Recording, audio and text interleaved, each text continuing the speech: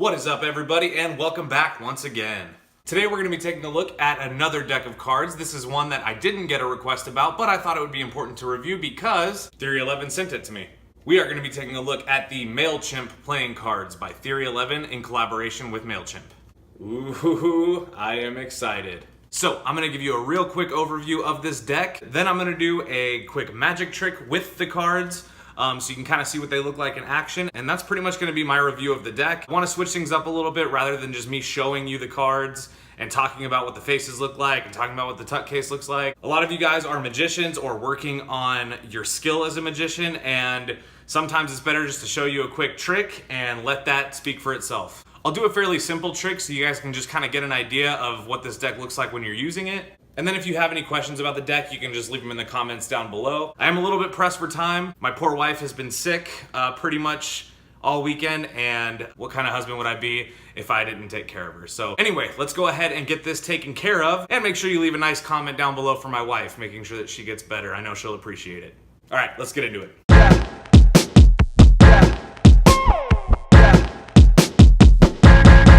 Let's go.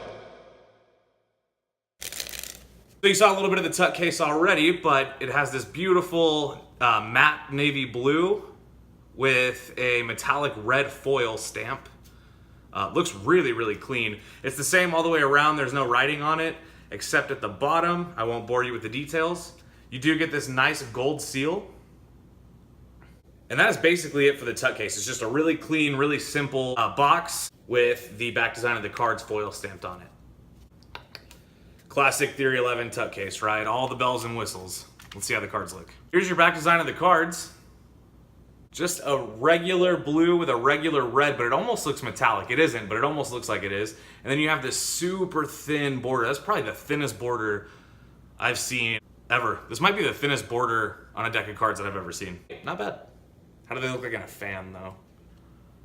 Here's a closer look at the back design. It's just kind of this monkey print. This would have made a really sick marked deck. It's not marked, so maybe that's a little bit of an opportunity, Theory11. Moving along, you get a pretty simple ace of spades, just a modified spade pip with the back design printed on the inside of it.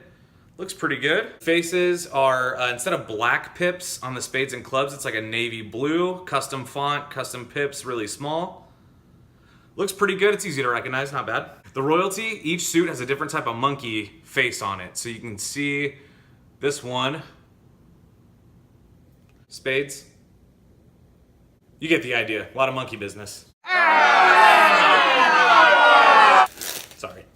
You are going to get a nice double backer. Always good. And almost identical jokers. The only difference here is going to be one has a red cap with a red font and the other has a blue cap with a blue font. Almost the same. You can maybe make a cool color change routine out of that. I don't know. The cards feel super thin, which is nice. They spring really well. They're very soft right out of the box. My hands are shaking from all the coffee, so I apologize.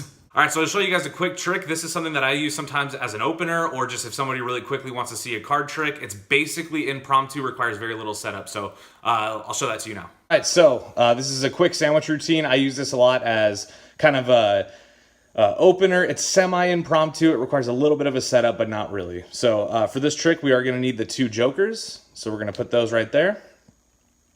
And we're gonna need the spectator to pick a card. So you can shuffle the cards beforehand if you want. You can mix them up. It's really up to you.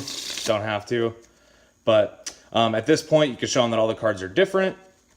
And they can either reach in and pull out a card, or you can dribble down and just have them say stop. So let's say they say stop right there. That's gonna be the Queen of Diamonds. You can always add your own pattern, but you can take the Queen of Diamonds, slip it right back into the middle. And this is where you'd insert some patter, like whatever matches your style. You can say that these jokers are going to reach in and find your card. You can say whatever you want. You can kind of give it some context. But ultimately what you want to do is just kind of wave the deck.